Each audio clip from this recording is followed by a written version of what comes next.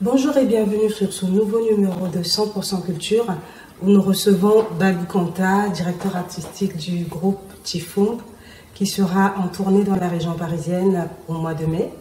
Il va nous parler de l'album, mais également de la naissance de ce projet. Balbou Kanta, bonjour. Bonjour. Nous sommes très honorés de vous recevoir. Et d'entrée de jeu, on va dire comment est né ce projet avec le groupe Tifomb.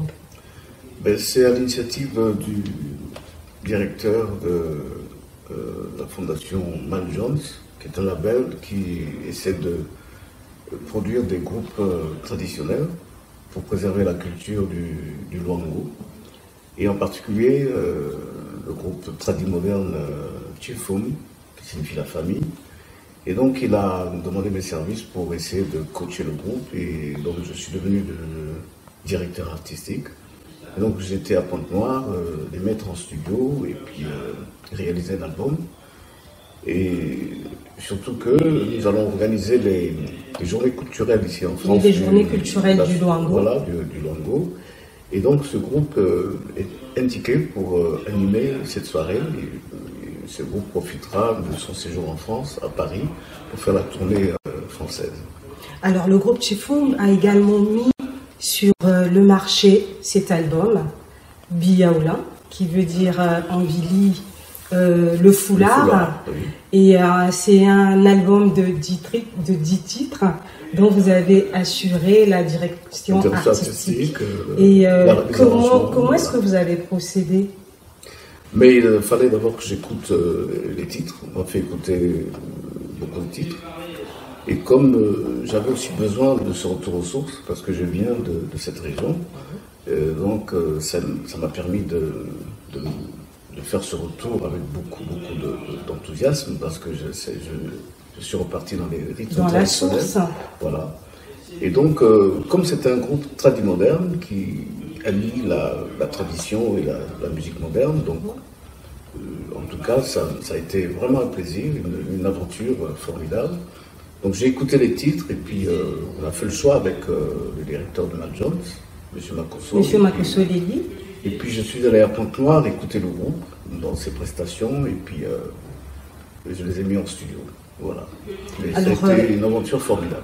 Les 12 titres de l'album sont écrits par qui? Est-ce que vous aviez recensé certains classiques de la tradition Luango que vous avez remis en musique?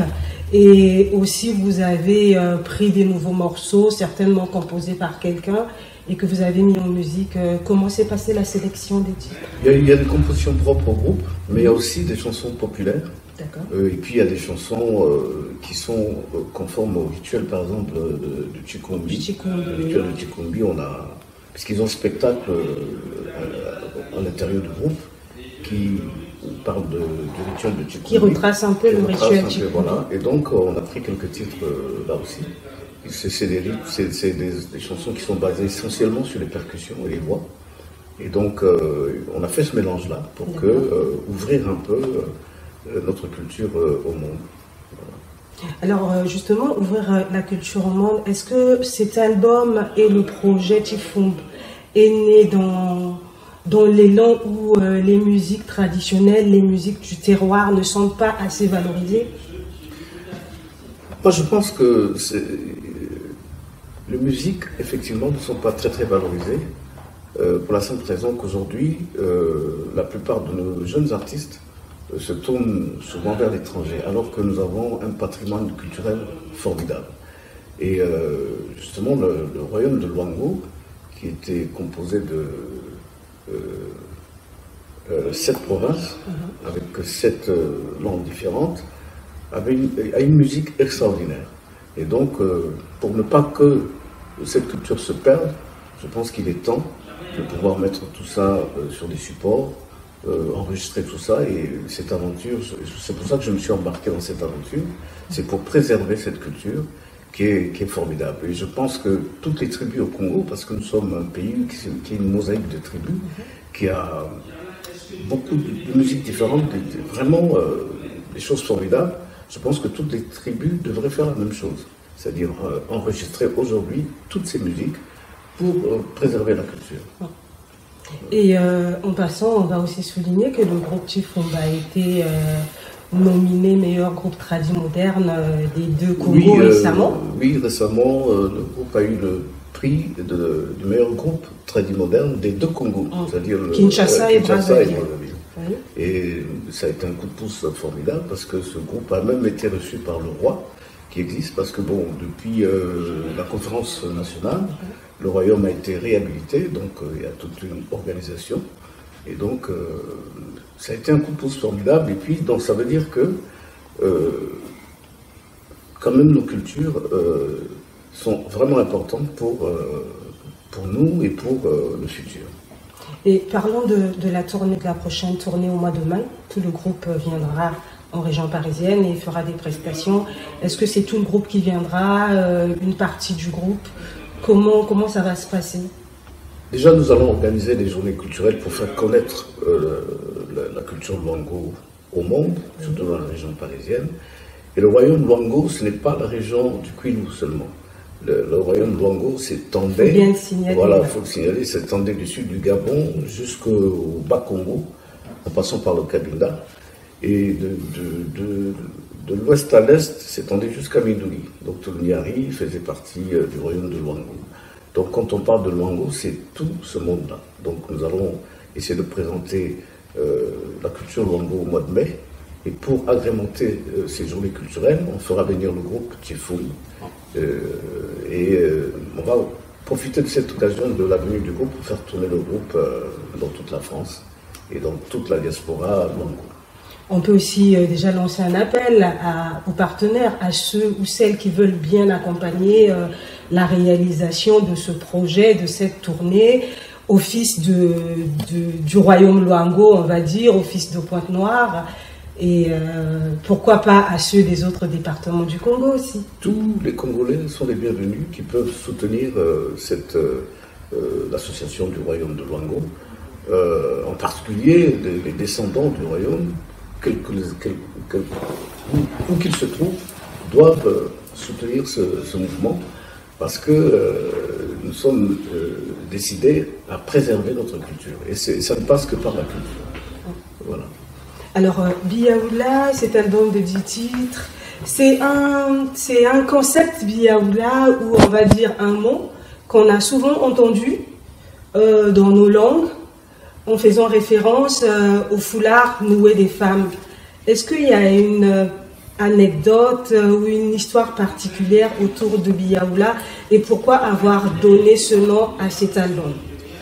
Alors, Biaoula, d'abord, on a donné un nom à l'album parce que le titre Biaoula, c'est un titre populaire qui est chanté dans les veillées, en particulier les veillées de la tribu Vili.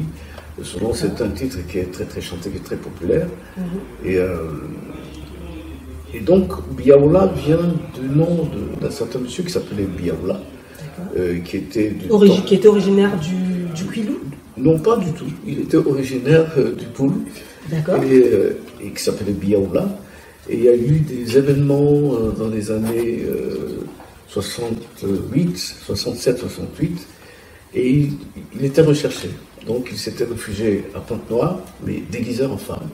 Et il avait eu une manière de nouer le foulard quand on l'a arrêté. Dans son déguisement. Dans son déguisement, il a noué le foulard de telle manière que ça a plu à toutes les femmes. Et tout de suite, dès que sa photo avait été publiée, ou il est passé à la télé, toutes les femmes, le lendemain, ont commencé à nouer le foulard de la même manière. Et donc, ça s'appelait la mode Biaoula. Et voilà. Et c'est en hommage, on va dire, entre guillemets, en hommage à ce célèbre monsieur Biaoula que... En hommage au foulard. Au foulard. Et puis en général, les femmes qui mettent des Biaoula, c'est des femmes libres, des femmes indépendantes, des femmes très très belles, qui en imposent. Souvent qui mettent ce Biaoula, donc justement le titre... Donc cet album peut être un bel hommage rendu à la femme du Kwilu et à la femme congolaise en général. Exact. Donc c'est ça. Donc c'est un hommage aux femmes, et surtout c'est un titre qui, si vous voulez, c'est le genre de femme indépendante qui défie les hommes. C'est-à-dire qu'aujourd'hui il y a beaucoup d'hommes il y a beaucoup de femmes qui aujourd'hui sont devenues très intellectuelle, qui revendique aussi les droits. Et beaucoup d'hommes réussissent à suivre ce genre de femmes. Parce qu'ils ont toujours l'impression, avec la culture, qu'il faut que l'homme domine et que la femme soit soumise. Il y a beaucoup de femmes aujourd'hui qui refusent cela. Et donc, si vous voulez, les femmes biaoula sont un peu ce genre de femmes. C'est des femmes accomplies, on va dire. Des femmes indépendantes. Accomplies. Et donc, on hommage à ce genre de femmes dans ce titre. D'accord. Balou, quand on a cet album de 12 titres, on va un peu revenir sur les différentes thématiques qui sont exploitées dans les morceaux. Donc, certains viennent des classiques du folklore Vili, et d'autres ont été composés. Et quels sont les thèmes qui prédominent dans ces titres? Vous nous aviez dit tout à l'heure qu'il y a des titres qui ont un rapport avec le rituel Chikumbi. Est-ce qu'il y a d'autres thématiques qui sont soulevées dans ces titres? Oui, il y a des titres, par exemple, qui valorisent le travail. Il y a aussi des titres qui valorisent l'amitié, la solidarité. Il y a des titres qui valorisent... en tout cas, il y a plusieurs thèmes. Et puis surtout, il y a des titres un peu sacrés du rite Chikumbi. En tout cas, il y en a beaucoup plus que ça. Il y a aussi des titres qui sont souvent chantés dans les veillées pour accompagner... les titres des morceaux populaires. Voilà, les populaires, pour accompagner les personnes qui nous quittent. En tout cas, c'est ce patchwork-là, ce mélange-là qu'il y a dans cet album que je recommande, parce qu'il est, en tout cas, il est extraordinaire. Alors, on ne peut pas parler de cette musique du Loango sans passer pieds joints devant le royaume. Quelle a été l'attitude, ou on va dire, est-ce que le royaume a adhéré à cet album, au projet? Comment, qu'est-ce qu'ils ont initié? Qu'est-ce que le royaume a initié pour accompagner ce projet? En tout cas, le royaume nous a soutenus moralement, je peux même aussi dire spirituellement. Parce qu'on ne peut pas faire ce genre de choses sans avoir l'accord royal du roi. Et personnellement, j'ai été reçu par le roi et lui parler du projet. Et donc, il fallait son accord pour qu'on puisse le réaliser. Et même après le prix reçu par le groupe Tifoun, le groupe est allé le présenter au roi. Le présenter au roi, qui l'a reçu et qui l'a en quelque sorte béni. Et donc, en tout cas, nous sommes soutenus par le roi et la cour royale. Merci Balou Konta, on est presque à la fin de cet entretien. Est-ce que vous aviez quelque chose de particulier à dire, notamment sur le projet et la tournée du groupe? Nous sommes en train de préparer activement l'arrivée du groupe Tifoun. Et je recommande à tous les ressortissants du Kouilou, quels qu'ils soient, de venir ce jour-là aux journées culturelles, au mois de mai, les journées culturelles du Loango. Si vous êtes né à Pointe-Noire, c'est l'occasion. Si vous êtes né dans le Kouilou, c'est l'occasion. Ou ceux qui veulent découvrir aussi. Ceux qui veulent découvrir. En tout cas, nous inviterons tout le monde, y compris, nous avons des contacts avec les royaumes ici d'Europe. On pourra aussi les inviter pour ces journées culturelles Loango.